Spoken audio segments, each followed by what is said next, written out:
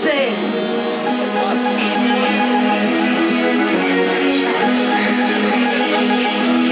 Cu palmele sus!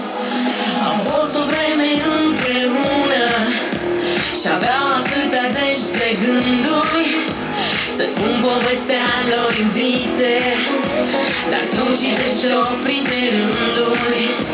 Ar fi trecut de luați în seamă cu traiul lor cel fără vină, chiar dacă eu știam că ascunde și fantezie și rutină. Wow, dar unde dragoste nu e, nimic nu e, nici soare nu-i, nici viață nu-i, acolo unde nu ești tu, acolo unde nu ești tu. Dar unde dragoste nu e, nimic nu e, nici soare nu-i, nici viață nu-i, acolo unde nu ești tu, acolo unde nu ești tu.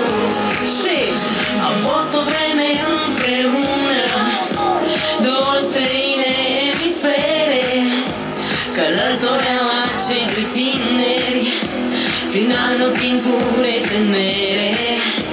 De la prieteni, de la rude, luau duminici cu împrumut, știau mai bine ca oricine să le transforme în trecut. Dar unde dragoste nu e, nimic nu e, nici soare nu-i, nici viață nu-i, acolo unde nu ești tu, acolo unde nu ești tu.